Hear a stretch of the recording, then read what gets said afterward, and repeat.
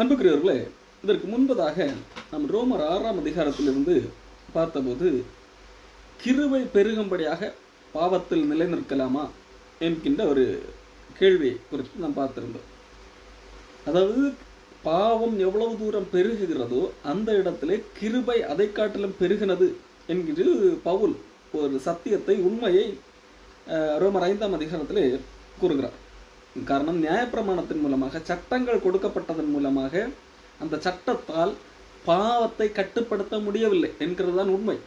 சட்டம் இதை செய்யாதே, இதை செய்யக்கூடாது, இதை செய்யலாம், இப்படி சட்டம் போடுவதால் பாவத்தை கட்டுப்படுத்த அந்த சட்டத்தால் முடியவில்லை. அதுதான் உண்மை. இதை செய்தால் உனக்கு இந்த தண்டனை கிடைக்கும், இதை செய்யாமல் விட்டால் அதற்கு மாறாக ஒரு நல்லதை செய்தால் உனக்கு ஒரு ஆசீர்வாதம் கிடைக்கும், இப்படி சட்டம் இருக்கிறதல்ல. இந்த சட்டத்தால் உண்மையிலேயே ஒரு மனிதனை பாவம் செய்யாமல் தடுக்க முடியவில்லை என்கிறதான் உண்மை. காரணம் என்னவென்றால், மனிதன் பாவ நிலைக்குள்ளாகவனாக இருக்கிறான். அவன் பிறக்கும்போது பாவ நிலையை உடையவனாக இருக்கிறான். இந்த தான் எபேசியர் சொல்லுகிறார், அக்கிரமங்கள்னாலும் பாவங்கள்னாலும் மரித்தவர்களாக இருந்தீர்கள். ஒரு மனிதன் இயல்பாக இருக்கும்போது, இயேசு கிறிஸ்துவை விசுவாசித்து இரட்சகராக ஏற்றுக்கொள்ளும் முன்பு உள்ள நிலை வரை அவன் மரித்த மனிதன், அவன் பாவ மனிதன். அப்போ அப்படிப்பட்ட மனிதனுக்கு நீ இதை செய்தா, இதை செய்யாதே, இதை செய் என்று சட்டம் போடுவதனால் அவனை அந்த பாவத்திலிருந்து விடுவிக்க முடியாது. அதைத்தான் காண்பிக்கிறது. மாறாக இந்த சட்டம் என்ன செய்கிறது? பாவத்தை பெருக்கினது. இப்போ ஒரு ஏகப்பட்ட சட்டங்கள் பெருக பெருக பெருக பாவத்தினுடைய எண்ணிக்கை அதிகமானது. நியாயப்பிரமாணம் வந்தது மீறுதல் பெருகும்படிக்கு. அப்போ மீறுதல், நியாயப்பிரமாணம் வந்ததுனால் மீறுதல் பெருகினது. அப்போ ஆனால் கடவுள் மனிதர்கள் மேல் அன்பு வைத்ததுனால் இந்த மீறுதல் பெருகி விட்டதல்லவா? இந்த பெருகின இடத்துல ஆண்டவர் கிருபையை அதிகமாக பெருக்கினார். அப்போ எப்படி கிருபை அதிகமாக எப்படி பெருக்கினார்? எல்லா பாவத்தையும் மன்னிக்கிறவராக அவர் வந்தார். கிருபை மன்னித்து தகுதியற்ற மனிதனை ஒரு தகுதியுள்ள இடத்திற்கு, தேவனுக்கு முன்பாக நிற்கக்கூடிய தகுதியை இலவசமாக கொடுக்கிறார். அப்போ பாவம் செய்யாதே செய் என்கிற இந்த சட்டத்தின் மூலமாக, இந்த சட்டத்தை பின்பற்றுவதன் மூலமாக ஒரு ஆசீர்வாதம் வருகிறது, சட்டத்தை மீறுவதன் மூலமாக சாபம் வருகிறது. இந்த சட்டத்தின் மூலமாக ஒரு மனிதன் ஆசீர்வாதத்தை பெற்றுக்கொள்ள முடியவில்லை. அதாவது தேவனுக்கு முன்பாக நிற்கக்கூடிய அந்த தகுதி அல்லது ஜீவனை அடைய முடியவில்லை. அவ்வாறாக அதற்கு பதிலாக மீறுதல் தான் பெருகிக் கொண்டே இருந்தது. அந்த சட்டத்தால் பாவத்தை கட்டுப்படுத்த முடியவில்லை. அப்போ ஆண்டவர் இரக்கமாக கிருபையை அருளுகிறார். கிருபை அருளி இந்த பாவம் செய்து கொண்டிருக்கிற இந்த மனிதர்கள் மேலே இரக்கத்தை பொழிகிறார். அப்போ எவ்வளவோ பெரிய பாவமானாலும் அந்த எல்லா பாவத்தையும் மேற்கொள்ளத்தக்கதாக கிருபை, பாவம் பெருகின இடத்திலே கிருபை அதை காட்டிலும் அதிகமாக பெருகிட்டு பெருகி அந்த பாவத்தை மன்னித்து அவனை தேவனுக்கு முன்பாக நிற்கத்தக்கதாக மாறிட்டு. அப்போ இந்த கேள்வியை பவுல் சொல்லும் போதுதான் எதிர்வாதக்காரர்கள் என்ன கேட்பார்? அப்போ எல்லாம் கிருபை கிருபை என்று சொல்லிக்கிறீர்களே, கிருபையின் மூலமாகத்தான், கடவுள் மன்னிப்பதன் மூலமாகத்தான் பரலோகத்துக்கு போக முடியும், நாம் எதுவும் செய்ய வேண்டாமா இன்னொரு கேள்வி கேட்கிறார்கள். நான் சட்டத்தை கைக்கொள்வதன் மூலமாக என்னுடைய பங்களிப்பு அங்கே இருக்க வேண்டும் என்று சொல்லி வாதிடுவார்கள் அல்லவா? அப்படிப்பட்ட ஒரு கேள்விக்கு தான் பதில் கொடுத்தார். ஆகையால் என்ன சொல்லுவோம்? பாவம் பெருகும்படிக்கு, கிருபை பெருகும்படிக்கு பாவத்திலே நிலை நிற்கலாம் என்று சொல்லலாமா? இல்லை. அப்போ அது அதனுடைய சரியான அர்த்தத்தை பவுல் வழங்க பண்ணுகிறார். அதனுடைய பொருள் இன்னும் எனக்கு கிருபை வேண்டும் என்பதற்காக, நான் இன்னும் அதிகமாக பாவம் செய்யலாம் என்பதல்ல. கிருபைக்கு வருகிறதை எதற்காகத்தான்? சட்டத்தை பின்பற்றி என்னால் பாவத்தை செய்ய முடியவில்லை, பாவத்தை மேற்கொள்ள முடியவில்லை என்கிறதற்காகத்தான் மன்னிப்பு என்கின்ற இடத்திலே வருகிறோம். கடவுள் மன்னிக்கிறார். மன்னிப்பதன் மூலமாக நம்முடைய பாவம் மன்னிக்கப்பட்டு மூடப்படுகிறது, எண்ணப்படாமல் இருக்கிறது. உண்மையிலேயே நாம் பாவம் செய்யாததினால் அல்ல நாம் நீதிமான், நம்முடைய பாவங்கள் எண்ணப்படாததினால். அதுதான் சங்கீதக்காரன் சொல்லுகிறது. அப்போஸ்தலன் பவுல் மேற்கோள் காட்டுகிறார், எவர்களுடைய அக்கிரமத்தை கர்த்தர் எண்ணாதிருக்கிறாரோ, இவர்களுடைய பாவங்கள் மூடப்படுகிறதோ அவன் பாக்கியவான் என்று சொல்லி அப்போஸ்தலனாகிய பவுல் சொல்லுகிறார். அப்போ இப்படி இருக்கிறபடியால் கிருபை பெருகும்படிக்கு அப்போ பாவத்தில் நிலைநிற்கலாமா? இல்லை, கூடாது, முடியாது. காரணம், அவன் பாவத்துக்கு மரித்தவன். இயேசு கிறிஸ்துவத்தில் ஒரு மனிதன் எதற்காக இருக்கிறான்? என்ன இந்த சட்டத்தை எல்லாம் கைக்கொண்டு பாவத்தை மேற்கொள்ள முடியவில்லை, ஆனால் நான் பாவத்தை மேற்கொள்ள விரும்புகிறேன். இயேசு கிறிஸ்துவிடத்திலே வருகிறதே எதற்காகத்தான்? பாவம் செய்யாமல் இருக்க, இந்த பாவத்தின் தண்டனையிலிருந்து விடுதலை பெறுவதற்கு. ஒரு மனிதன் இயேசு கிறிஸ்துவிடத்திலே வருகிறதே பாவத்திலிருந்து விடுதலை பெறுவதற்கு. அப்போ அப்படிப்பட்டவனுக்கு ஆண்டவர் கிருபை கொடுக்கிறார், அந்த பாவத்தை மன்னிக்கிறார், அந்த பாவத்தை எண்ணாமல் இருக்கிறார் என்கிறதற்காக அவன் என்ன செய்ய மாட்டான்? தொடர்ந்து ஆண்டவர் நான் எவ்வளவு பாவம் செய்தாலும் மன்னிப்பார், ஆகவே நான் தொடர்ந்து செய்யலாம் என்று சொல்லி அவன் எண்ணிக்கொண்டிருக்க மாட்டான். ஆகவே தேவனிடத்திலே ஒரு மனிதன், இயேசு கிறிஸ்துவத்திலே ஒரு மனிதன் எப்படி வருகிறான், யார் வரமாட்டான் என்கிறத இயேசு கிறிஸ்துவை சொல்லி இருக்கிறார். யோவான் புஸ்தகத்திலே 3ஆம் அதிகாரத்திலே 20-21 வசனங்களை நாம் படித்தால் இது எளிதாக புரியும். யோவான் எழுதின சுவிசேஷம் 3ஆம் அதிகாரம்.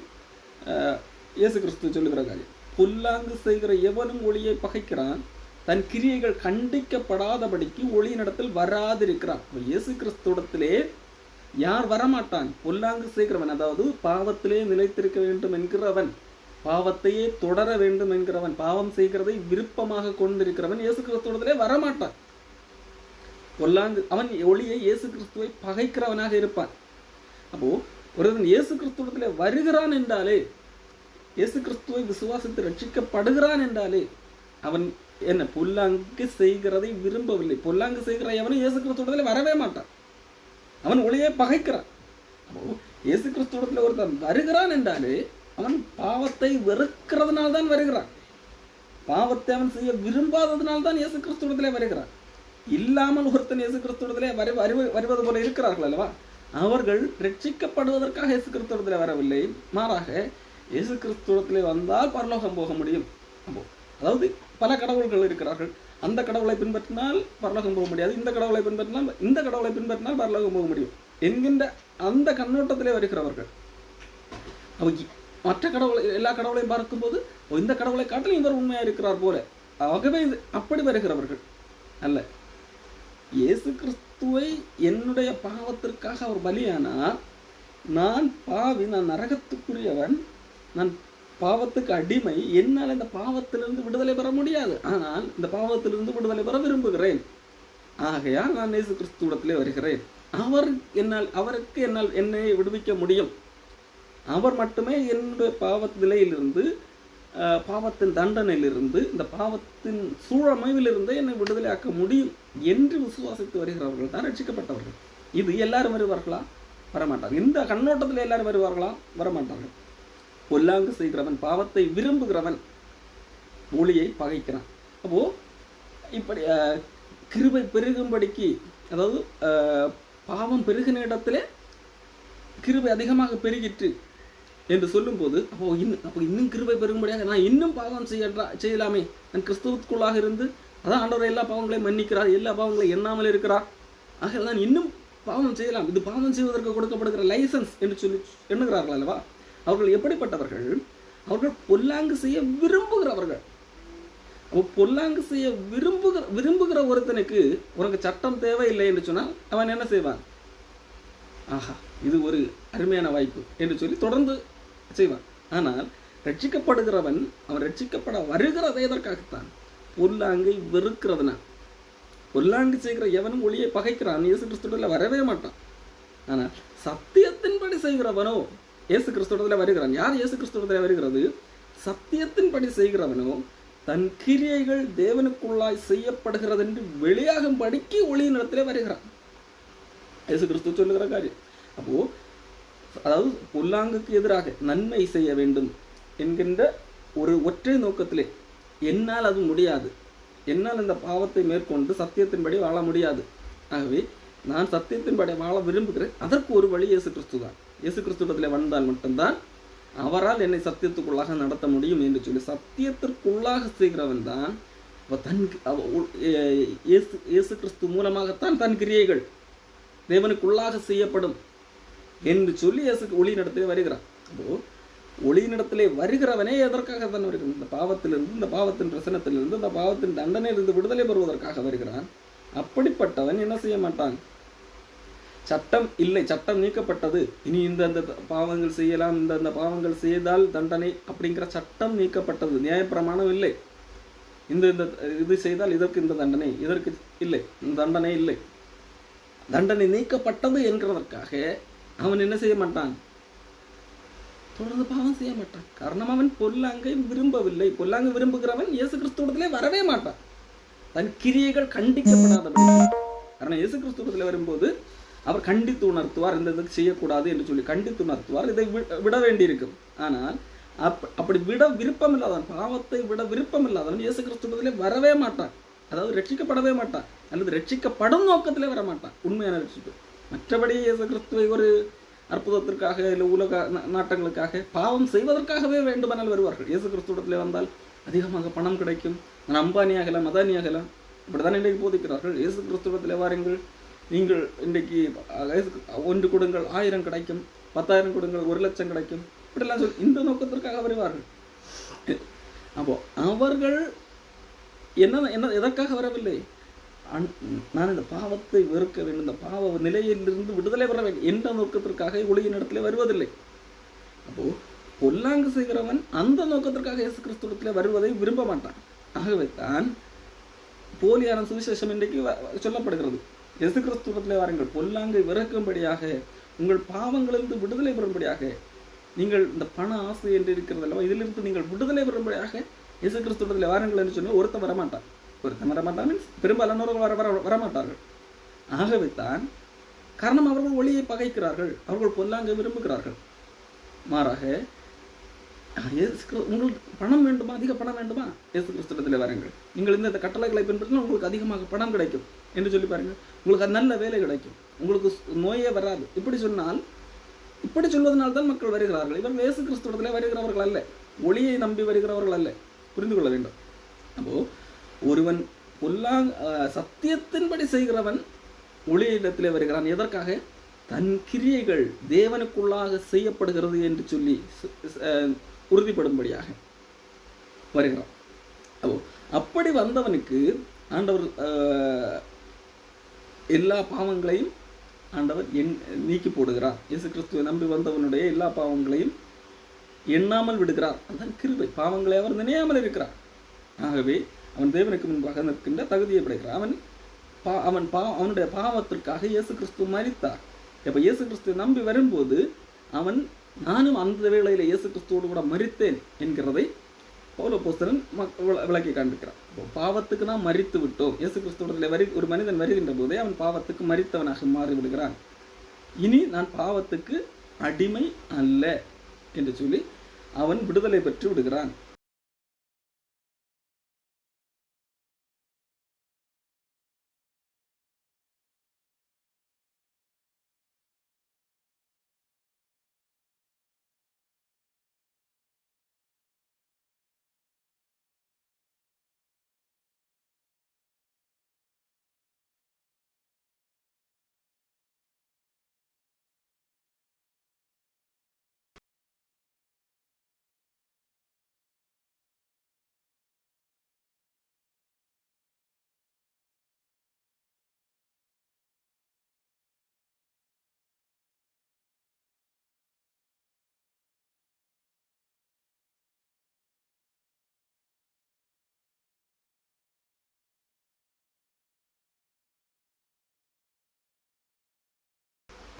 ரோமர் 6ஆம் அதிகாரம் 6ஆம் வசனம். நாம் இனி பாவத்துக்கு ஊழியம் செய்யாதபடிக்கு, நாம் பாவத்துக்கு பணிவிடை செய்யாதபடிக்கு, பாவம் செய்யாதபடிக்கு பாவ சரீரம், இந்த பாவ சரீரம் ஒழிந்து போகும் பொருட்டாக நம்முடைய பழைய மனிதன், இந்த பாவம் செய்யக்கூடிய அந்த மனிதன் அவரோடு கூட சிலுவையில் அறையப்பட்டான். நம்மை பாவம் செய்யக்கூடிய அந்த தூண்டுகின்ற அந்த காரியம், நம்முடைய பழைய மனிதன், பாவ மனிதன் அவரோடு கூட சிலுவையில் அறையப்பட்டான் என்று அறிந்திருக்கிறோம். ஆகவே மரித்தவன், அங்கே நான் சிலுவையிலே மரித்து விட்டேன், இயேசு கிறிஸ்துவை நான் விசுவாசிக்க, இயேசு கிறிஸ்து என்னுடைய பாவத்திற்காக மரித்தார், அவர் மூலமாக எனக்கு மீட்பு என்று சொல்லி அவர் எனக்கு நித்திய ஜீவனை தந்திருக்கிறார், என்னுடைய செயல்னால் அல்ல அவருடைய கிருபையினால் என்று சொல்லி பாவத்திலிருந்து மீட்புக்காக வந்தவர்கள் அங்கே மரிக்கிறார்கள். அங்கே இயேசு கிறிஸ்துவோடு கூட அவர்களும் அவர்களுடைய பழைய மனிதனும் மரிக்கிறார்கள். இந்த உண்மையை ஒரு மனிதன் புரிந்து கொள்ளும் போது மரித்தவன் பாவத்துக்கு நீங்களாகி இருக்கிறான். அவன் இனி பாவத்துக்கு அடிமை அல்ல, பாவம் இனியே அவனை கட்டுப்படுத்தாது, பாவம் இனிமேல் அவனை ஆளுகை செய்யாது, பாவம் அவனை என்ன செய்யாது, மேற்கொள்ளாது என்றால் பாவம் அவனை அடிமைப்படுத்தாது. இதுதான் உண்மை. எப்பொழுது பாவம் ஒரு மனிதனை அடிமைப்படுத்தும்? இதை செய்யலாம், இதை செய்யக்கூடாது என்று சொல்லி சட்டம் போடும்போது இவனுக்குள்ளாக இருக்கிற அந்த டெம்டேஷன், பாவம் அவனை தூண்டுகிறது. இது செய்யக்கூடாதா என்று சொல்லி அவன் செய்யக்கூடாது என்று சொல்லி நினைக்கும் போதே மனதுக்குள்ளாக அவன் செய்து விடுகிறான். இன்றைக்கு கொலை செய்யக்கூடாது என்று சொல்லி சட்டம் இருக்கிறது. செய்தால், மீறி செய்தால் தண்டனை. ஆகவே யாரும் கொலை செய்யாமல் இருக்கிறார்கள் என்று எண்ணிக்கொண்டிருக்கிறீர்கள். இல்லை, அவர்கள் லிட்டரலாக கொலை செய்யாமல் இருக்கலாம், ஆனால் அநேகரை இருதயத்துக்குள்ளாக கொலை செய்கிறார்கள். அவர்களை கொலை செய்ய எண்ணம் இருக்கிறது. இவன் மட்டும் இல்லாமல் போனால் நல்லமாக இருக்கும், இவனை எப்படியாக செத்து போக வேண்டும், இப்படியெல்லாம் நினைக்கிறார்கள், எண்ணுகிறார்கள். எண்ணத்தின் வழியாக அவர்கள் அந்த கொலையை நிறைவேற்றுகிறார்கள். ஏன் வெளிப்படையாக அதை செய்யவில்லை? வெளிப்படையாக செய்தால் அரசாங்கம் தண்டிக்கும், அந்த சட்டத்துக்கு பயந்து. ஆனால் அவர்களுக்குள்ளாக அந்த எண்ணம் இருக்கு, அந்த கொலை செய்ய வேண்டும் என்கின்ற அந்த விருப்பம், அந்த பாவ செயல் அவர்களுடைய இருதயத்தில் இருக்கிறது. சட்டத்தால் என்ன செய்ய முடியாது? பாவத்தை அது வெளியரங்கமாக காண்பிக்க முடியாமல் இருக்கலாம். வாய்ப்பு கிடைக்கும் போது செய்வார்கள். மாட்டாது, நம்ம தவறு செய்தாலும் மாட்ட மாட்டோம் என்கின்ற நிச்சயம் இருந்தால் மட்டும்தான் அது வெளியரங்கமாகும். ஆனால் இருதயத்துக்குள்ளாக எவ்வளவோ பாவங்கள் செய்ய முடியும். அதை எந்த சட்டத்தாலும் சரி செய்ய முடியாது. ஆனால் கிருபை என்ன செய்கிறது? மனிதனை அந்த பாவத்திலிருந்து விடுதலையாக்குகிறது. எப்படி? அவன் கடவுளுடைய அன்பை புரிந்து கொள்கிறான். நான் எவ்வளவு கொடூரமான பாவம் செய்த போதும் ஆண்டவர் இந்த பாவத்தை எல்லாம் பரிசுத்தரான அந்த கடவுள் என்னுடைய எல்லா பாவத்தையும் நினையாமல் போய்விட்டார், எண்ணாமல் போய்விட்டார். அதன் மூலமாக எனக்கு ஆசீர்வாதத்தை தந்து விட்டார்.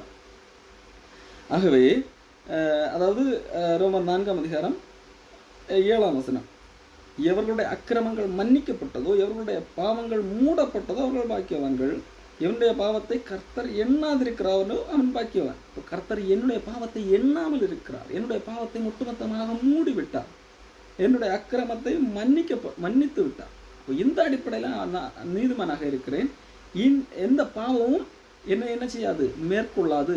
அவருடைய கிருபை அவ்வளவு பெரிது, எந்த பாவமும் என்ன செய்யாது, என்னை மேற்கொள்ளாது. இப்போ இந்த நிலைமைக்கு அவன் வந்து விடுகிறான். அப்போ இது கடவுளுடைய அன்பை புரிந்து கொண்டான். இப்போ அன்பு அவனுக்குள்ளாக வேலை செய்கிறது. கடவுள் என்மேல் இவ்வளவு அன்பு பாராட்டி இருக்கிறார். இந்த அன்பு அவனுக்குள்ளாக வேலை செய்து அவனை பாவம் செய்ய விடாமல், தேவனுக்கு பிரியமற்ற செயல்களை செய்ய விடாமல் தடுக்கிறது. சட்டம் ஒரு மனிதனை தடுக்கவில்லை, ஆனால் அன்பு தடுக்கிறது.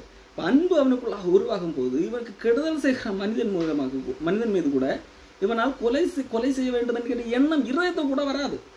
அதான் உண்மை. அப்போ சட்டத்துக்கு கீழ்பட்டிருந்த போது என்ன செய்கிறான்? சட்டத்துக்கு பயந்து நிஜத்திலே வேண்டுமானால் கொலை செய்யாமல் இருக்கலாம், ஆனால் இருதயத்துக்குள்ளாக கொலை செய்ய வேண்டும் என்கிற எண்ணம் வரும். ஆனால் இங்கே அன்பு இருக்கிறது, சட்டம் அல்ல, கிருபை. தேவனுடைய கிருபையை ருசி பார்த்தவன், அந்த கடவுளை அன்பை ருசி பார்த்தவன் அவன் தெரியாமல் செய்திருக்கிறான், ஆண்டவரை மன்னித்துக் கொள்ளும் என்கின்ற அன்பு அவனுக்குள்ளாக வருகிறது. கொலை செய்ய வேண்டும் என்கின்ற எண்ணம் அல்ல, அன்பின் எண்ணம் வருகிறது. அப்போ கடவுளுடைய ஆண்டவர் இந்த அடிப்படையிலே தான் ஒரு மனிதனை உருவாக்குகிறார், புதிய மனிதனை நாளுக்கு நாள் வளர்த்தெடுக்கிறார். அதைத்தான் ஆண்டவர் பவுலப்போஸ்தலன் சொல்லுகிறார்கள், நீங்கள் பாவத்துக்கு மரித்தீர்கள், ஆகவே பாவம் உங்களை மேற்கொள்ள மாட்டாது என்று சொல்லி பவுல் அடிக்கடி எங்கே சொல்லுகிறார். அப்போ ரட்சிக்கப்பட்டோம், நாம் இதை நம்புகிறோம். ரட்சிக்கப்பட்ட மனிதர்கள் நாம் இதை நம்புகிறோம். நான் பாவத்துக்கு மரித்தவன், நான் நீதிக்கு பிழைத்திருக்கிறேன், நான் கிறிஸ்துவுக்காக, பாவம் கண்டிப்பாக என்னை மேற்கொள்ளாது, பாவம் என்னை இனி நரகத்துக்குள்ளாக கொண்டு சேர்க்காது, பாவம் இனி வெற்றி பெறாது. பாவம் மேற்கொள்ளாது என்றால் என்ன? பாவம் வெற்றி பெறாது. என்னுடைய வாழ்க்கையிலே பாவம் வெற்றி பெறாது, பாவம் என்னை தூக்கி கொண்டு நீ நரகத்துக்கு போடாது, பாவம் எனக்கு தண்டனை வாங்கி தராது. காரணம், கிருபைக்கு கீழ்பட்டிருக்கிறபடியால் பாவம் உங்களை மேற்கொள்ளாது. காரணம், நான் நியாயப்பிரமாணத்துக்கு கீழானவர்கள் அல்ல. நியாயப்பிரமாணத்துக்கு கீழ்பட்டிருந்தால் பாவம் ஈஸியாக மேற்கொண்டிருக்கும். அதாவது சட்டம் இப்பொழுதும் நமக்கு 100 சட்டங்கள் கொடுக்கப்பட்டு இந்த சட்டங்களை பின்பற்றினால்தான், இந்த சட்டத்தின்படி வாழ்ந்தால்தான் உனக்கு நித்திய ஜீவன் என்று சொல்லி இப்பொழுதும் ரூல்ஸ் இருந்திருந்தால் எண்ணி பாருங்கள், கண்டிப்பாக அந்த சட்டத்தை சிலர் சொல்லிக் கொள்வார்கள், நான் பெர்ஃபெக்டாக வாழுகிறேன், எந்த பாவமும் செய்யாமல் வாழ்கிறேன் என்று சொல்லிக் கொள்ளலாம். ஆனால் உண்மையிலே அவர்கள் மாய்மாலக்காரர்கள் என்று சொல்லி இயேசு கிறிஸ்துவை கூறிவிடுவார். காரணம், இயேசு கிறிஸ்து வாழ்ந்த காலத்திலே வாழ்ந்த மதவாதிகள் அப்படித்தான் சொல்களை சொல்லிக் கொண்டிருந்தாங்க. நாங்கள் எந்த தவறும் செய்யாதவர்கள், நாங்கள் எல்லா சட்டங்களையும் அப்படியே பின்பற்றுகிறவர்கள் என்று சொல்லி அப்படிப்பட்டவர்களை பார்த்து தான் வெளிப்புறமாக பார்க்கவும் அப்படித்தான் தெரியும். அப்படித்தான் ஆண்டவர் சொல்லுகிறார், உங்களுக்கு இருதயங்கள் பிரேத கல்லறைகளாக இருக்கிறது, அசுத்தங்களால் நிறைந்திருக்கிறது என்று சொல்லி ஆண்டவர் சொல்லுகிறார். மாய்மாலக்காரர்கள் என்று சொல்லி அப்படிப்பட்டவர்களை சொல்லுகிறார். அப்போ சட்டங்கள் போட்டால், இவ்வளவு சட்டங்கள் போட்டு அதன் மூலமாகத்தான் நீ நித்திய ஜீவனை பெற முடியும் என்று சொன்னால் ஒரு மனிதனாலும் பெற முடியாது. ஆனால் ஆண்டவர் இந்த சட்டத்தில் சிஸ்டத்தில் இருந்தே ஆண்டவர் நம்மை வெளியே கொண்டு வந்து விட்டார். நியாயப்பிரமாணத்துக்கு கீழானவர்கள் அல்ல. அப்போ என்னது, நாம் இந்த பாவம் நம்மளை மேற்கொள்ளாது. நாம் இப்போது கிருபைக்கு கீழாக இருக்கிறோம். கிருபை என்றால் என்ன? கிருபை என்பது மன்னிக்கிறதன் மூலமாக, கிருபை என்பது கடவுளுடைய இரக்கம் சார்ந்தது. அவர் நம்மை மன்னிக்கிறதன் மூலமாக நாம் தேவனிடத்தில் நீதிமான்கள். அவர் நம்முடைய பாவத்தை எண்ணாமல் இருக்கிறதுனால நாம் தேவனிடத்தில் நீதிமான்கள். ஆகவே பாவம் உங்களை மேற்கொள்ள மாட்டாது, நம் கிருபைக்கு கீழ்பட்டிருக்கிறபடியால். ரோமர் 6:14 நீங்கள் நியாயப்பிரமாணத்துக்கு கீழ்பட்டிருக்காமல் சட்டத்துக்கு கீழ்பற்றாமல். ஒருவேளை நாம் சட்டத்துக்கு கீழ்பட்டிருந்தால் கண்டிப்பாக பாவம் நம்மளை மேற்கொள்ளும். பாவம் மேற்கொள்ளலாம். நான் எல்லா சட்டத்தையும் அப்படியே பின்பற்றுவேன் என்று சொல்லுகிறவன் ஒரு சட்டத்தை தவறினால் கூட அவன் குற்றவாளி தான். யாக்கோபு சொல்லுகிறான், ஒட்டுமொத்த கட்டளைகளிலே ஒரு சட்டத்தை மீறினால் கூட அவன் குற்றவாளியாக மாறிவிடும். அவன் தோற்றுவிட்டான். அங்கே அவனை பாவம் மேற்கொண்டு விட்டது. அந்த பாவம் அவனை நரகத்துக்கு, அங்கே பாவம் ஜெயித்து அவனுக்கு தண்டனை வாங்கி கொடுக்கிறது. ஆனால் நாம் இப்பொழுது சட்டத்துக்கு கீழானவர்களே அல்ல. அப்போ பாவம் என்ன செய்யாது, நம்மை மேற்கொண்டு நமக்கு தண்டனை வாங்கி தராது. நாம் கிருபைக்கு கீழ்பட்டிருக்கிறபடியால், நாம் நியாயப்பிரமாணத்துக்கு கீழ்பற்றாமல் கிருபைக்கு கீழ்பட்டிருக்கிறபடியால் பாவம் நம்மளை மேற்கொள்ள மாட்டாது. பவுல் கேரண்டி தருகிறார். ரட்சிக்கப்பட்டவர்களுக்கு இருக்கிற ஒரு கேரண்டி என்னது? நான் முதலே சொல்லிவிட்டேன். ரட்சிக்கப்படுகிறவர்கள் யார்? இயேசு கிறிஸ்துவிடத்திலே நான் பாவத்துக்கு அந்த பொல்லாங்கை வெறுப்பதற்காக இயேசு கிறிஸ்துவிடத்திலே வருகிறவர்கள், பாவத்திலிருந்து விடுதலைக்காக இயேசு கிறிஸ்துவிடத்திலே வருகிறவர்கள். ஓகே, அப்போ அப்படிப்பட்டவர்களுக்கு ஆண்டவர் வாக்கு கொடுக்கிறார், அல்லது பவுல் மூலமாக ஆவியானவர் எழுதி வைத்திருக்கிற ஒரு காரியம், நீங்கள் இப்பொழுது கிருபைக்கு கீழாக வந்து விட்டீர்கள். நீங்கள் இயேசு கிறிஸ்துவிடத்தில் எதற்காக வந்தீர்கள்? பாவத்திலிருந்து விடுதலை பெறுவதற்காக. காரணம், நீங்கள் ஒன்றை உறுதியாக நம்புகிறீர்கள், சட்டத்தின் மூலமாக நான் பெர்ஃபெக்டாக இருந்து இந்த சட்டங்களை பின்பற்றி நான் நீதிமானாக முடியும் என்கின்ற அந்த நம்பிக்கையிலிருந்து மாறி, இல்லை என்னால் அந்த சட்டத்துக்கு கீழ்ப்படிந்து என்னால் நீதிமானாக முடியாது, ஆனால் நான் நீதிமானாக மாற விரும்புகிறேன், நான் நல்லவனாக மாற விரும்புகிறேன், இந்த பாவத்தை வெறுக்க விரும்புகிறேன், பாவத்தை மேற்கொள்ள விரும்புகிறேன். ஆகவே இது இயேசு கிறிஸ்து தான் வழி என்று சொல்லி இயேசு கிறிஸ்துவிடத்தில் வந்தீர்கள் அல்லவா? அது அப்பொழுது நீங்கள் ரட்சி காப்பாற்றப்பட்டு விட்டீர்கள். பாவத்தின் தண்டனை இருந்து அப்பொழுதே காப்பாற்றப்பட்டு விட்டீர்கள். எதனால்? நீங்கள் பாவம் செய்யாமல் வாழ்கிறதுனால அல்ல, நீங்கள் சட்டத்தை 100% பின்பற்றுகிறதுனால அல்ல, நீங்கள் இயேசு கிறிஸ்துவை நம்பி வந்ததுனால், இயேசு கிறிஸ்துவின் இரக்கத்தை நம்பி வந்ததுனால். அப்போ எந்த அடிப்படையில் இயேசு கிறிஸ்து உங்களை நீதிமானாக மாற்றுகிறார்? எந்த அடிப்படையில் இயேசு கிறிஸ்து உங்கள் பாவங்களை நினையாமல் இருக்கிறார்? அவருடைய செயல் மூலமாக உங்கள் பாவங்களை நினையாமல் இருக்கிறார். கிருபைக்கு கீழ்பட்டவர்களாக இருக்கிறது. கிருபை என்றால் இரக்கம். கிருபை கடவுளுடைய அளவற்ற ஈவு. தகுதி இல்லாத நபருக்கு ஆண்டவர் கொடுக்கிற அளவற்ற ஈவு.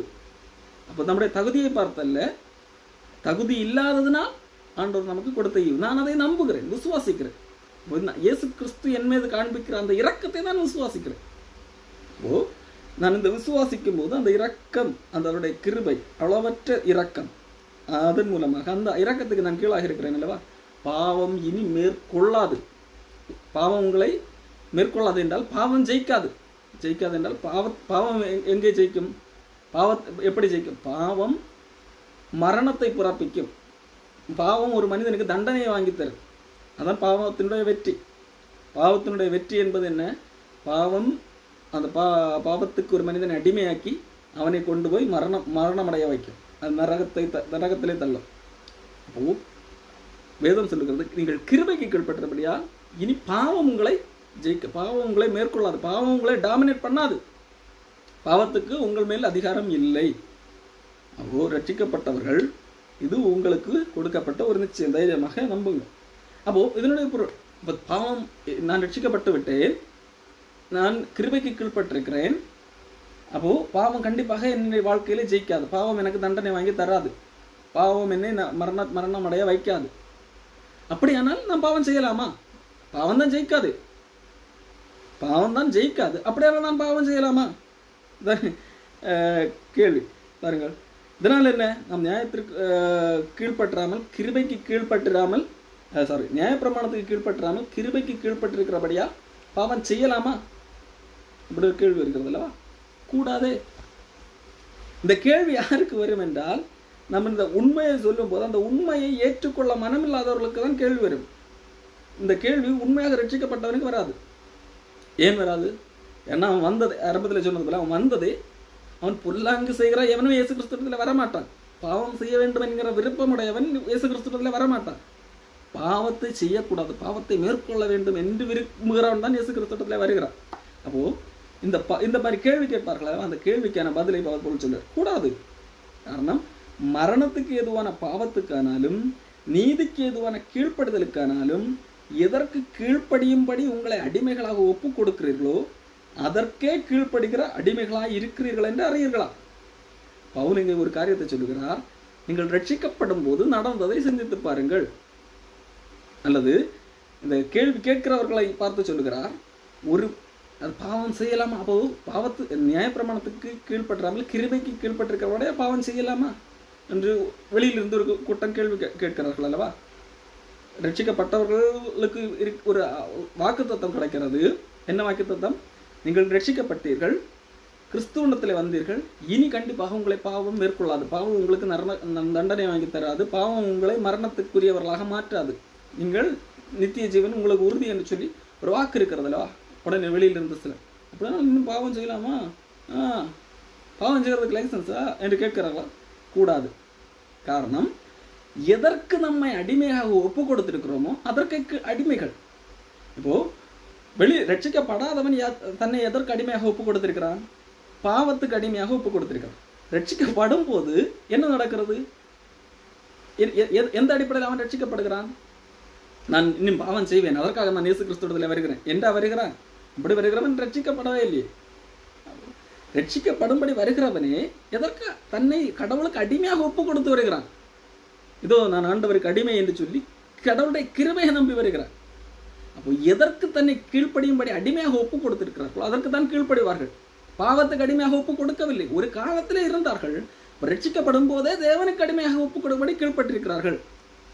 பவுல் தெளிவாக அப்படி கேள்வி கேட்கிறது, இதனால் நியாயப்பிரமாணத்தை கீழ்ப்படுறாமல் கிருபைக்கு கீழ்ப்பட்டிருக்கிறவர்கள் பாவம் செய்யலாமா அப்படின்னு சொல்லி கேட்பாங்க இல்லையா? பவுல் பதில் சொல்லுகிறான், கூடாதே. மரணத்துக்கு ஏதுவான பாவத்துக்கானாலும் நீதிக்கு ஏதுவான கீழ்ப்படுதலுக்கானாலும் எதற்கு கீழ்ப்படியும்படி உங்களை அடிமையாக ஒப்பு கொடுக்கிறீர்களோ அதற்கே கீழ்ப்படுகிற அடிமைகளாக இருக்கிறீர்கள் என்று அறியீர்களா?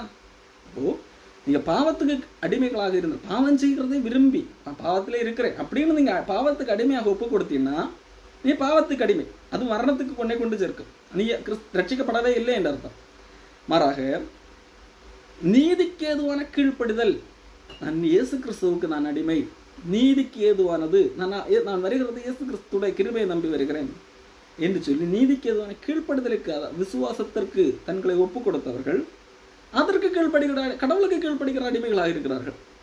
ரட்சிக்கப்பட்டு வருகிறவன் எதற்கு பாவத்தை கீழ்ப்படியும்படியாக வருகிறான்? இல்லை. முன்னே அப்போ எப்போது இந்த கீழ்ப்படுதல் நடந்தது? எப்பொழுது தேவனுக்கு தங்களை அடிமைகளாக ஒப்பு கொடுத்தார்கள்? முன்னே நீங்கள் பாவத்துக்கு அடிமைகளாக இருந்தும், அவர் ரட்சிக்கப்படுவதற்கு முன்பதாகத்தான் பாவத்துக்கு அடிமைகளாக இருந்தீர்கள்.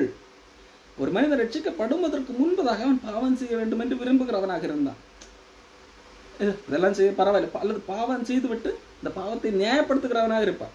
அவனை விட நான் கம்மியாக தான் இருக்கிறேன், அது பிரச்சனை இல்லை, எப்படியாவது பாவம் செய்கிறது அவனுடைய விருப்பமாக இருக்கு.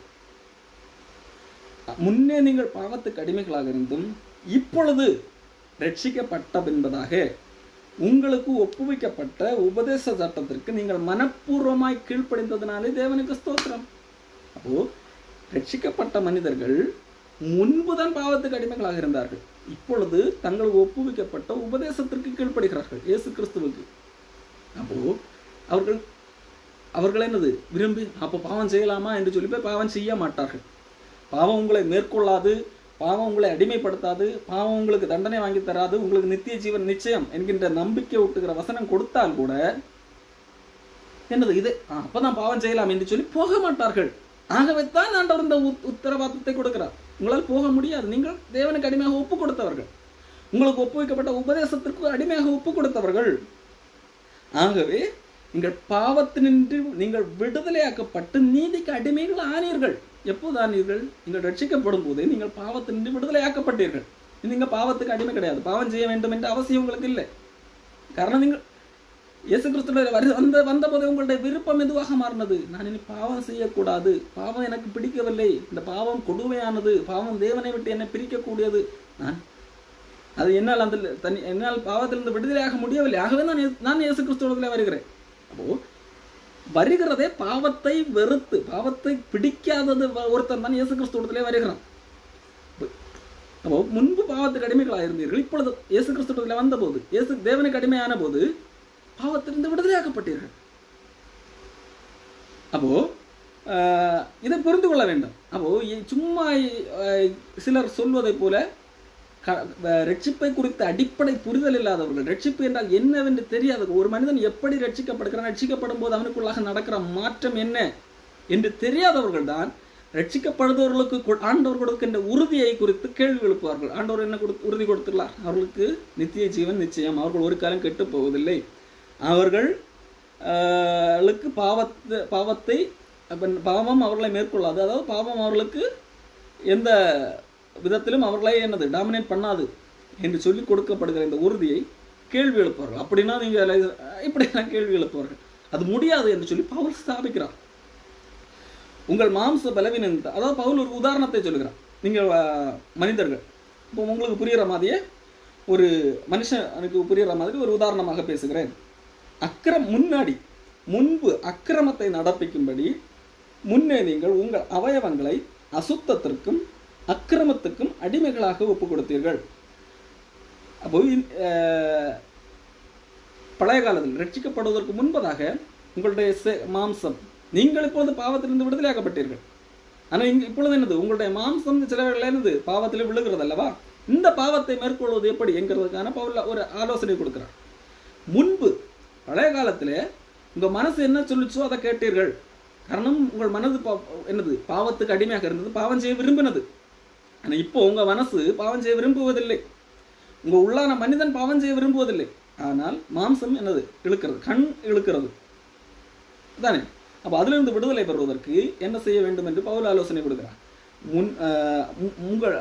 முன் முற்காலத்திலே உங்கள் அவயவங்களை, கையை, காலை, கண்ணை எல்லாம் உங்கள் மனம் சொல்லும்படியாக என்னது கீழ்ப்படுத்தினீர்கள் அல்லவா? உங்கள் முன்னாடி உங்கள் மனசு என்ன சொல்லுச்சு? பாவம் செய்யலாம் அல்லது பாவம் செய்ய விரும்புகிறது. அதை நீங்கள் நிறைவேற்ற உங்கள் அவயவங்களை ஒப்புக் கொடுத்தீர்கள். உங்கள் மனம் அல்லது உங்கள் பழைய மனிதன் என்ன சொல்லுகிறதோ அதை செய்யலாம் என்று சொல்லி அதற்கு உங்கள் அவயவங்களை அடிமையாக ஒப்புக் கொடுத்தீர்கள். ஆனால் இப்பொழுது உங்கள் உள்ளான மனிதன் என்னது? பாவம் செய்ய வேண்டும் என்கின்ற அதிலிருந்து விடுதலை பெற்று தேவனுக்கு அடிமையாக இருக்கிறது. அந்த பழைய மனிதன் செத்து போய்விட்டது. அப்போ ஆனால் இப்போ என்னது? உங்கள் அவயவங்கள் என்னது? பாவத்துக்கு உங்களை இழுக்குது, உங்கள் மாம்சத்திலிருந்து இச்சைகள் தோன்றுது. அப்போ என்ன இதை மேற்கொள்வது எப்படி? முன்னாடி உங்கள் பழைய மனிதன் சொல்லை கேட்பதற்காக உங்கள் அவயவங்களை ஒப்பு கொடுத்தீர்களோ அதே போல இப்பொழுது உங்கள் புதிய மனிதன் உங்களுக்குள்ளாக இருந்து சொல்லுகிறது அல்லவா? அந்த புதிய மனிதனுக்கு என்று ஒரு விருப்பம் இருக்கிறது அல்லவா? அந்த விருப்பத்தை நிறைவேற்றும்படியாக இப்பொழுது இருக்கிற அவயவங்களை உங்கள் புதிய மனிதனுக்கு அடிமைகளாக ஒப்புக் கொடுங்கள். படிக்கிறேன். அக்கிரமத்தை நடப்பிக்கும்படி முன்னே நீங்கள் உங்கள் அவயவங்களை அசுத்தத்திற்கும் அக்கிரமத்திற்கும் அடிமைகளாக ஒப்புக் கொடுத்தது போல முற்காலத்தில் உங்கள் அவயவங்களை, உங்கள் சரீர உறுப்புகளை அன்னைக்கு பாவத்துக்கு அடிமையாக இருந்தீர்கள். அதனால அந்த பாவத்துக்கு மனிதன் சொல்லுகிற அந்த அசுத்தத்திற்கு இதற்கெல்லாம் ஒப்புக் கொடுத்தீர்கள். இப்பொழுது நீங்கள் அந்த பாவத்திலிருந்து விடுதலையாக்கப்பட்டு பாவத்தை வெறுத்து தேவனிடத்திலே வந்திருக்கிறீர்கள். இப்போ நீங்கள் புதிய மனிதனாக இருக்கிறீர்கள். இப்போ என்ன செய்ய வேண்டும்? புதிய மனிதனுக்கு நீதிக்கு உங்கள் அவயவங்களை ஒப்புக் கொடுங்கள். உங்கள் அவயவங்களை புதிய மனிதனுடைய பேச்சை கேட்டு நடத்துங்கள். தேவனுக்கு ஏற்க, நீதிக்கு ஏற்க பரிசுத்தமானதை நடப்பிக்கும்படி உங்கள் அவயவங்களை நீதிக்கு அடிமையாக ஒப்புக் கொடுங்கள். அதாவது முன்காலத்தில் நீங்கள் பாவத்துக்கு அடிமையாக இருந்தீங்க, அதனால பாவம் செய்யறதுக்காக உங்கள் அவயவங்களை ஒப்புக் கொடுத்தீர்கள். இப்போ நீங்க தேவனுக்கு அடிமைகள் என்கிறதை முன்னிறுத்தி உணர்ந்து கொள்ளுங்கள். இப்ப பாவத்துக்கு அடிமைகள் அல்ல, பாவம் நீங்கள் இன்னைக்கு தேவனுக்கு அடிமைகள். இதை உணர்ந்து நீங்கள் உங்கள் அவயவங்களே என்னது சரீரத்தை உங்கள் கண்ட்ரோலுக்கு கொண்டு வாங்க. இன்னைக்கு நீங்கள் புதிய மனிதர்களாக மாறிவிட்டீர்கள். ஆனால் நீங்கள் சில இன்னைக்கு மனிதன் அப்படி புதிய மனிதனாக மாறின மனிதனும் ஏன் இன்னைக்கு பாவத்தில் தவறி விடுகிறான்? தவறி விட்டு மறுபடியும் அதை உணர்ந்து ஐயோ நான் தவறு செய்து விட்டேன் என்று மனம் வருந்துகிறான். காரணம், தேவனுக்குள்ளாக வந்த மனிதன் என்ன செய்கிறான்? விழுந்தாலும் எழுந்திருக்கிறான். அந்த பாவத்தில் நிலைத்திருப்பதில்லை. ஆனால் விழாமல் இருக்கும்படியாக, பாவத்துக்கு இச்சைகளில் விழாமல் இருக்கும்படியாக, இந்த சரீர உறுப்புகள் பாவம் செய்யாமல் இருக்கும்படியாக பவுல் கொடுக்கிற ஆலோசனை என்னவென்றால், உங்கள் உடல் உறுப்புகளை தேவனுக்கு அடிமைகளாக ஒப்புக்கொடுங்கள், பரிசுத்தமானதை நடப்பிக்கும்படியாக ஒப்புக்கொடுங்கள். எப்படி நீங்கள் புதிய மனிதர்கள், நீங்கள் தேவனுக்கு அடிமைகள் என்கிறது உங்கள்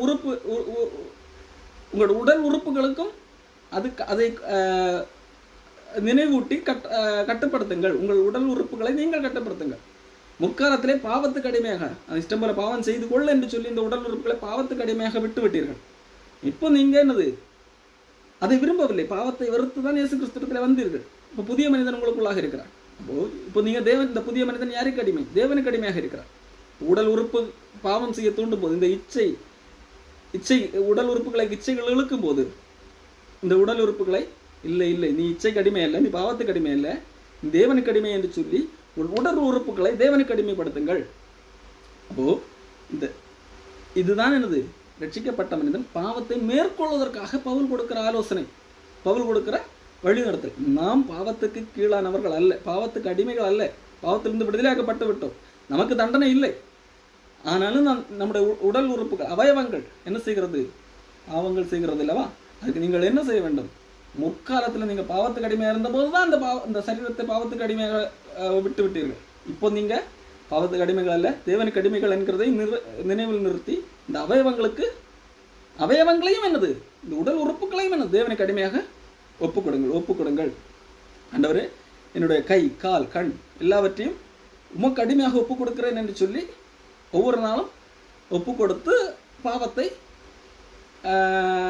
மேற்கொள்ள வேண்டும். இப்பொழுது உங்களுக்கு வெட்கமாக தோன்றுகிற அக்காரியங்களினாலே உங்களுக்கு என்ன பலன் கிடைத்தது? அவைகளின் முடிவு மரணம். முற்காலத்தில், ரட்சிக்கப்படுவதற்கு முன்பதாக, இப்போ அன்னைக்கு செய்த காரியங்கள் எல்லாம் இன்னைக்கு வெட்கமாக தோன்றுது இல்லவா? ஐயோ, அன்னைக்கு இவ்வளோ கேவலமான காரியத்தை செஞ்சுட்டேன்னு தோணுது. ஏன் தோன்றுகிறது? காரணம், நீங்கள் ரட்சிக்கப்பட்டீர்கள். அன்னைக்கு அது வெட்கமாக தோன்றவில்லை. அன்னைக்கு செய்த காரியங்களை எப்படியாக நியாயப்படுத்தலாம் என்று தான் தோன்றியது. ஒரு பாவத்துக்கு அடிமைப்பட்ட நிலை மனிதனை ரட்சிக்கப்படுவதற்கு முன்பாக ஒரு மனிதனுடைய நிலை என்னது? பாவம் செய்யும் போது அது பாவமாகவே தோன்றாது. இன்னைக்கு பலருக்கு சாதி அடிப்படையில் ஏற்றத்தாழ்வு பார்க்கிறது பாவமாகவே தோன்றுவதில்லை. அது ஒரு கௌரவமாக எல்லாம் நினைக்கிறார்கள் கிறிஸ்தவர்கள் என்று சொல்லுகிறவர்களே சொல்லுகிறேன். காரணம் என்ன? அது அவர்களுக்கு இன்றைக்கு வெட்கமாக தோன்றவில்லை என்றால் அவர்கள் ரட்சிக்கப்படவில்லை. அதை விரும்புகிறார்கள், என்ஜாய் செய்கிறார்கள் அந்த ஜாதி கௌரவத்தை. அது இதை போன்ற பல காரியங்கள். பண ஆசைப்படுவதை இன்னைக்கு பாவமாகவே கிறிஸ்தவர்களுக்கு தோன்றுவதில்லை. பண ஆசை, நான் ஆசைப்படுவது அதற்காகத்தான் இயேசு கிறிஸ்துவத்தில் வருகிறேன் என்றெல்லாம் நியாயப்படுத்துகிறார்கள். ஆனால் எப்பொழுது ஒரு மனிதன் இயேசு கிறிஸ்துவத்தில் வருகிறானோ, இயேசு கிறிஸ்துவுக்கு தன்னை அடிமையாக ஒப்படுத்து ரட்சிக்கப்படுகிறான், அப்பொழுது முற்காலத்திலே செய்த அந்த பண ஆசைகள், ஐயே நான் இவ்வளோ கேவலமாக இந்த பணத்துக்காக போய் நான் ஆசைப்பட்டிருக்கேன், நான் இந்த அன்புள்ளவனாக இருக்க வேண்டியதான், ஜாதி அடிப்படையில் எவ்வளோ வெறியுள்ளவனாக இருந்திருக்கிறேன், இப்போது வெட்கமாக தோன்றுகிறது. முற்காலத்திலே நாம் பெருசாக நினைத்த காரியங்கள் எல்லாம், பெருசாக நினைத்து என்ஜாய் பண்ண பாவ செயல்கள் எல்லாம் இன்னைக்கு பார்க்கும்போது வெட்கமாக தோன்றுகிறது. அதனால என்ன பலன் கிடைத்தது? முற்காலத்தில் நீங்கள் பாவம் செய்தீங்க இல்லையா, என்ஜாய் பண்ணீங்க இல்லையா, இன்னைக்கு பார்க்கும்போது வெட்கமாக இருக்குது. அதனால ஏதாவது பிரயோஜனம் இருக்கா? அவைகளின் முடிவு மரணமே. அப்போ அன்னைக்கு அந்த என்ஜாய் பண்ண காலத்தில் இருந்த அந்த பாவம், நீங்கள் பாவம் செய்தீர்கள் அல்லவா, அப்போ அதை இன்னைக்கு நீங்கள் பார்க்குறீங்க, வெட்கப்படுறீங்க, அந்த செய்திருக்க கூடாதுன்னு. அதனுடைய முடிவு மரணம் அப்படின்னு சொல்லி வெட்கப்படுறீங்க, பலன் கிடையாது தானே. அப்போ நீங்கள் கிறிஸ்துவுக்குள்ளாக வந்த பிறகும் உங்கள் அவயவங்களை அந்த அவயவங்களுக்குள்ளாக இருக்கிற இச்சைக்குப்படி விட்டு விடாதீர்கள். அது உங்களுக்கே தெரியுது, அதெல்லாம் வெட்கம்னு சொல்லிட்டு தெரியுது. அப்போ அது நீங்கள் செய்யாதிருங்கள். தண்டனைக்கு பயந்தே இல்லை, தண்டனை ஆண்டவர் ஏற்கனவே மாற்றி விட்டார். நமக்கு பாவம் நம்மளை மேற்கொள்ளாது, பாவம் நம்மளை அடிமைப்படுத்தாது. ஆனால் நாம ஏன் பாவம் செய்கிறதில்லை? ஏன்னா நமக்கு அது வெட்கமாக தோணும், நமக்கு அதனால் பிரயோஜனம் கிடையாது. அப்போ பாவம் அப்படி பாவம் செய்யாமல் இருக்க நாம் முயற்சி என்ன செய்ய வேண்டும்? நம்முடைய அவயவங்களையும் தேவனுக்கு ஒப்பு கொடுக்க வேண்டும். நமக்கு பாவம் செய்ய விருப்பமில்லை, அதே போல நான் பாவம் செய்யாமல் இருக்க தான் விரும்புகிறேன், ஆனால் என்னால் முடியவில்லை என்றால் நீங்கள் தான் அதை செய்ய வேண்டும். உங்கள் அவயவங்களை அதை கட்டுப்படுத்த வேண்டும். அலை பாயும் போது, கண்கள் அலை பாயும் போது, கண்ணே நீ தேவனுக்கு அடிமை, நான் தேவனுக்கு அடிமையாக என்னை ஒப்பு கொடுத்தது போல என்னிடத்துல கண்ணையும் என்னுடைய உறுப்பையும் தேவனுக்கு அடிமையாக ஒப்பு கொடுக்கிறேன். காரணம் இப்பொழுது நான் பாவத்துக்கு அடிமை இல்லை, நான் தேவனுக்கு அடிமை. இந்த பாவம் எனக்கு விருப்பம் இல்லாத செயல், கண்ணே நீ தேவையில்லாமல் இச்சை பண்ணுகிறாய் என்று சொல்லி உடல் உறுப்புகளை தேவனுக்கு அடிமையாக ஒப்புக் கொடுங்கள். பாவத்துக்கு நீங்கள் அடிமைகளாக இருந்த காலத்தில் நீதிக்கு நீங்கினவர்களாக இருந்தீர்கள். அந்த காலத்தில் நீதிக்கு நீங்கினவர்களாக இருந்தீர்கள். இப்போ இன்னைக்கு நீங்கள் நீதிக்குள்ளவர்களாக இருக்கிறீர்கள். ஆகையால் நான் இந்த உடல் உறுப்புகளை எல்லாம் பாவம் செய்ய விட மாட்டேன் என்று சொல்லி ஒவ்வொரு நாளும் நம்முடைய உடல் உறுப்புகளை கட்டுப்படுத்தி வாழ வேண்டும். இப்பொழுது முற்காலத்தில் என்ன, நீங்கள் பாவத்துக்கு அடிமைகளாக இருந்தீர்கள், அன்னைக்கு சில காரியங்களை எல்லாம் செய்தீர்கள். இன்னைக்கு நினைச்சு பார்க்கும்போது அது வெட்கமாக தோன்றுகிறது. அதனால எந்த பிரயோஜனமும் இல்லை. அது உங்களுக்கு மரணத்தை தான் கொண்டு வந்திருக்கு. நீங்கள் ரட்சிக்கப்படாமல் இருந்திருந்தால் அது உங்களுக்கு மரணத்தை பிறப்பதற்கு நீங்கள் நல்ல விலை ரட்சிக்கப்பட்டீர்கள். இப்பொழுது என்னது? பாவத்துக்கு நீங்கி நீதிக்கு அடிமைகளானீர்கள், தேவனுக்கு அடிமைகளானீர்கள். அப்போ இப்போ என்ன பிரச்சனை? தேவனுக்கு அடிமைகளானதுனால் பிரச்சனை அல்ல, பலன்கள் இருக்கிறது. என்ன பலன் தெரியுமா? நீங்கள் தேவனுக்கு அடிமைகளானதுனால், நீங்கள் ரட்சிக்கப்பட்டதனால் உங்களுக்கு பரிசுத்தமாகுதல் உங்களுக்கு கிடைக்கிற பலன். பரிசுத்தமாகுதல் என்று சொன்னால் ஒரு மாகுதல், அது ஒரு தொடர்ந்து நடைபெறக்கூடிய ஒரு ப்ராசஸ். பரிசுத்தமாக நாளுக்கு நாள் பரிசுத்தமாகுதல். அப்போ அது ஒவ்வொரு நாளும் ஆண்டவர் ஒவ்வொரு நாளும் நம்மை இந்த பாவ உலகத்திலிருந்து நம்மை விடுவித்து பரிசுத்தமாகுதலை பலனாக தருகிறார். பலன் என்றால் நமக்கு ஆண்டவர் கொடுக்கிற பரிசு. ரட்சிக்கப்பட்ட மனிதனுக்கு ஆண்டவர் கொடுக்கிற பரிசு பரிசுத்தமாகுதல். பாருங்கள், பாவத்துக்கு அடிமைகளாக இருக்கும்போது நமக்கு என்ன இருந்தது? நமக்கு இன்னைக்கு வெட்கமாக தோன்றுகிற காரியங்கள் தான் அன்னைக்கு இருந்தது. அன்னைக்கு நம்ம என்ஜாய்னு நினைச்சது, சில அந்த கௌரவம்னு நினைச்சதான் அதை பண்ணி கொண்டிருந்தேன். ஆனா அது வெட்கமான காரியங்கள், அது மரணத்துக்கு எதுவான காரியங்கள். இப்பொழுது பாவத்தினின்று நீங்கி நீதிக்கு அடிமைகளானோம், தேவனுக்கு அடிமைகளாக இருக்கிறோம். இப்பொழுது பரிசுத்தமாகுதல் நமக்கு கிடைக்கிற பலன். முடிவோ நித்திய ஜீவன். பாவத்துக்கு அடிமைகளாக இருந்த காலத்திலே நமக்கு என்ன கிடைத்தது? இன்னைக்கு வெட்கமாக தோன்றுகிற காரியங்கள் தான் கிடைச்சது. அதுதான் பலன். அதனுடைய பலன் என்ன? வெட்கமாக என்ன கிடைத்தது? ஒன்றும் கிடைக்கல. அன்னைக்கு இன்னைக்கு பார்க்கும்போது வெட்கமாக தோன்றிய காரியங்கள் தான் என்ன பலன் கிடைச்சது? கொஞ்ச நேரம் சந்தோஷமாக இருக்கலாம், சுய பெருமையாக இருக்கலாம், அதனால இப்ப என்ன பலன்? ஒரு பலனும் கிடையாது, முடிவு மரணம். ஆனா நீங்கள் இப்பொழுது தேவனுக்கு அடிமைகளானதனால், நீங்கள் ரட்சிக்கப்பட்டதனால் உங்களுக்கு பரிசுத்தமாகுதல் உங்களுக்கு பலன். பரிசுத்தமாகுதல் என்று சொன்னால் நீங்கள் வெறுக்கிற அந்த பாவத்தை உங்களால் இப்பொழுது விட முடிகிறது. நீங்கள் விரும்பாத பாவத்தை உங்களால் விட முடியும். ஆண்டவர் பரிசுத்தமாகுதலை பலனாக தந்திருக்கிறார். நீங்கள் எந்த அளவிற்கு பரிசுத்தமாகி கொண்டே போகலாம். அப்போ இது ரட்சிக்கப்படுவதற்கு முன்பாக கிடையாது. எந்த அளவிற்கும் ஒரு மனிதனால் பரிசுத்தமாக முடியாது. சில காரியங்களை வேண்டுமானால் சட்டத்திட்டங்களுக்கு உட்பட்டு இருக்கலாம். ஆனால் மனதுக்குள்ளாக கூட என்ன செய்ய ஒரு பாவம் இல்லாத நிலைமைக்கு நேராக வளர முடியாது. ஆனால் இப்பொழுது நீதிக்கு அடிமை, தேவனுக்கு அடிமையானதனால் ஆண்டவர் பரிசுத்தமாகுதலை தந்திருக்கிறார். ஆண்டவர் ஒவ்வொரு நாளும் பரிசுத்தப்படுத்தி கொண்டே நாளுக்கு நாள் ஒரு முன்னேற்றம். இன்னைக்கு செய்த சில தவறுகள் இருந்து எல்லாம் நாளைக்கு விடுதலை, இந்த தவறை செய்யாத கூடிய ஒரு நிலைமைக்கு ஆண்டவர் வளர்த்துகிறார். அடுத்த நாள் அதுக்கு அடுத்த கட்ட வளர்ச்சி, இப்படி வளர்ந்து கொண்டே போக முடியும். பரிசுத்தமாகுதல் பலன். காரணம், நீங்கள் இயேசு கிறிஸ்துவிடத்தில் வந்த நோக்கம் நல்ல நோக்கம். பாவத்திலிருந்து விடுதலையாக வேண்டும் என்று வந்தீர்கள். சத்தியத்தின்படி செய்ய வேண்டும் என்று வந்தீர்கள். ஆகவே பரிசுத்தமாகுதல் உங்களுக்கு கிடைக்கிற பலன். முடிவு இறுதியாக நித்திய ஜீவனும் கிடைக்கிறது. அப்போ ரட்சிக்கப்பட்ட மனிதனுக்கு இவ்வளவு வாக்குறுதிகள் இருக்கிறது. ஆகையால் நாம் என்ன செய்ய வேண்டும்? நம்முடைய சரீரங்களுக்கும் என்னது, இந்த பாவ இச்சைகளை வரும்போது அதை அடக்கி ஆளுவதற்காக நம்முடைய உடல் உறுப்புகளுக்கு அறிவுறுத்த வேண்டும். உடல் உறுப்புகள் சில வேளை இச்சைப்படலாம். காரணம் இந்த மாம்ச சரீரம் இன்னும் மறுரூபமாக்கப்படவில்லை. நாம் மறுரூபமாகிறோம், ஆனால் நம்முடைய சரீரம் இன்னும் மறுரூபமாகவில்லை. ஆகையால் நாம் சரீரத்தை என்ன செய்ய வேண்டும்? நாம் நம்முடைய கண்ட்ரோலை வைத்திருக்க வேண்டும்.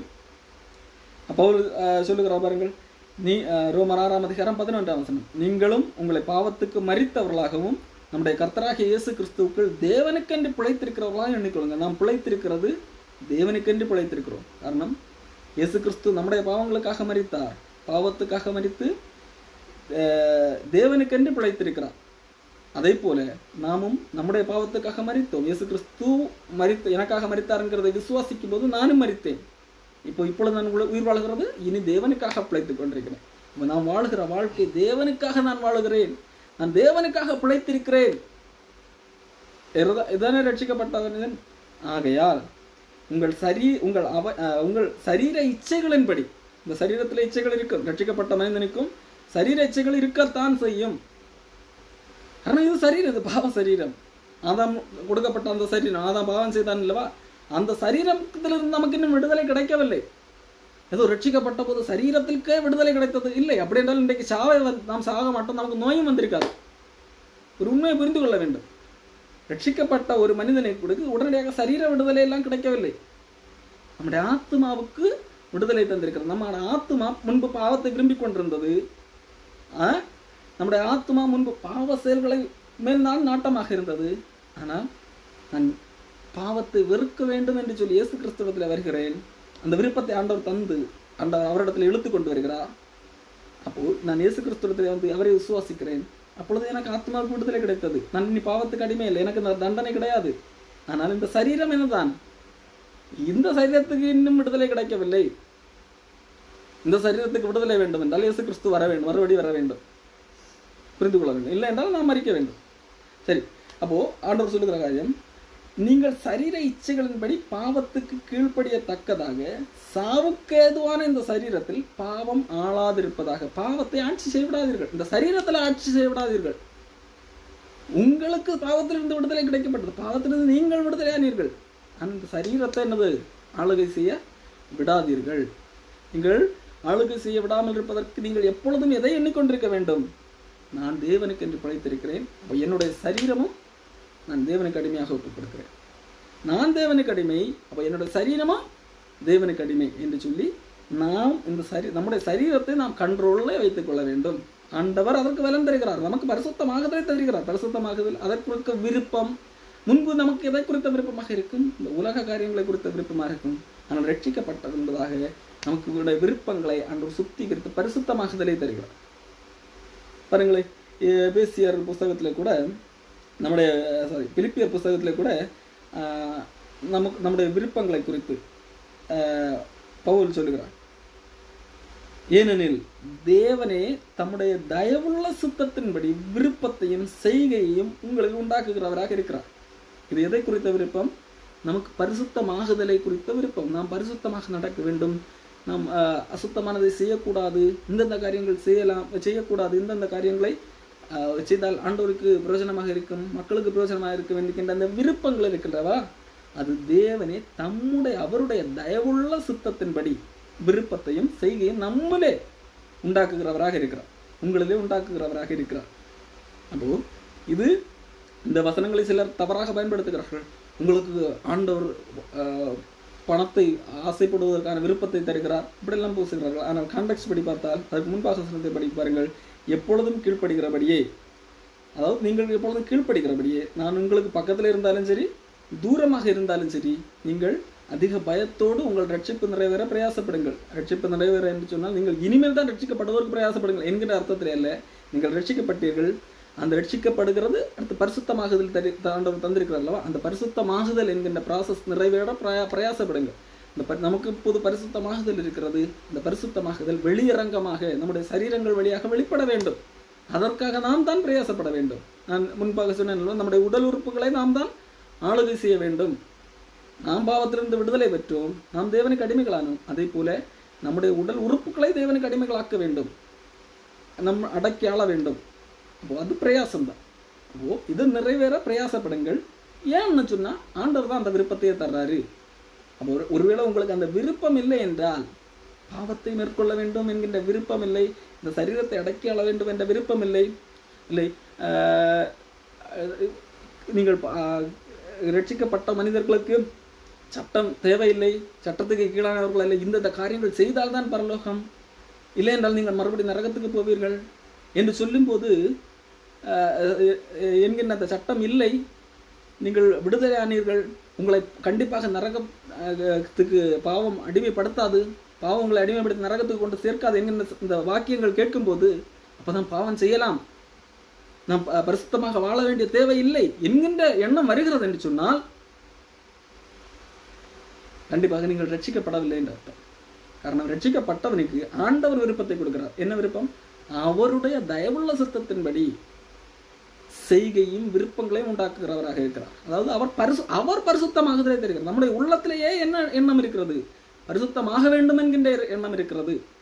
அப்போ சிலருக்கு அப்போ நீங்கள் பாவம் செய்ய லைசன்ஸ் கொடுக்கிறீர்கள் என்று எண்ணுகிறார்கள் அல்லவா? அதாவது ரட்சிக்கப்பட்டவனுக்கு நித்திய ஜீவன் கன்ஃபார்ம் என்று சொல்லும்போது அப்போ பாவம் செய்தாலும் என்கின்ற அவர் ஒரு கேள்வி எங்கே வைக்கிறார்கள் அல்லவா? நான் பாவம் என்ன வேண்டுமானாலும் செய்யலாமா என்று வைக்கிறார்கள் அல்லவா? இப்போ அவர்களுடைய விருப்பம் என்ன? பாவம் செய்யலாமே என்கின்ற ஒரு விருப்பம் இருக்கிறது அல்லவா? ரட்சிக்கப்பட்டவனுக்கு அப்படி விருப்பம் இருக்காது. அப்படிதான் காண்டா. ரட்சிக்கப்பட்டவனுக்கு விருப்பம் கொடுப்பது யார்? ஆண்டவர் தேவனே தம்முடைய தயவுள்ள சித்தத்தின்படி விருப்பத்தையும் செய்கையும் உண்டாக்குகிறவராக இருக்கிறார். தேவனுக்கு அடிமையான ஒருத்தனுக்கு ஆண்டவர் பலனை கொடுக்கிறார். என்ன பலன்? பரிசுத்தமாகுதல். அவனுக்கு கிடைக்கிற பலன் முடிவோ நித்திய ஜீவன். ஆகவே நாம் ரட்சிக்கப்பட்ட ஒரு மனிதன் பாவம் செய்யாமல் இருப்பதற்காக, பாவத்தை மேற்கொண்டு வெற்றி பெறுவதற்கு என்ன செய்ய வேண்டும்? நான் தேவனுக்கு அடிமை, நான் இப்பொழுது பிழைத்திருக்கிறது தேவனுக்காக பிழைத்திருக்கிறேன், நான் பாவத்துக்கு மரித்து விட்டேன் என்கின்ற உண்மையை எப்பொழுதும் நினைவில் வைத்துக் கொள்ளுங்கள், எப்பொழுதும் எண்ணிக்கொள்ளுங்கள். நீங்கள் தேவனுக்கு அடிமைகளானதை போல உங்கள் சரீர உறுப்புகள், உங்கள் அவயவங்களை தேவனுக்கு அடிமைப்படுத்துங்கள். முற்காலத்தில் உங்கள் அவயவங்களை பாவத்துக்கு அடிமைகளாக ஒப்பு கொடுத்தீர்கள், இப்பொழுது தேவனுக்கு அடிமைகள். காரணம், நீங்களே தேவனுக்கு அடிமையாக இருக்கிறீர்கள். நீங்கள் தேவனுக்கு அடிமைகள் இல்லை என்றால் நீங்கள் ரட்சிக்கப்படவில்லை என்று அர்த்தம். நீங்கள் ரட்சிக்கப்படும் போது நீங்கள் தேவனுக்கு அடிமைகளாக ஒப்பு கொடுத்தீர்கள் என்று அர்த்தம் என்றால் உங்கள் சரீரத்தையும் தேவனுக்கு அடிமைகளாக ஒப்பு கொடுங்கள். அதனால் தேவனுடைய உங்கள் சரீரங்களினால் உங்கள் பரிசுத்தம் வெளிப்படும். உங்கள் வழியாக மற்றவர்கள் காணக்கூடிய அளவிலே தேவனுடைய மகிமை வெளிப்படும்.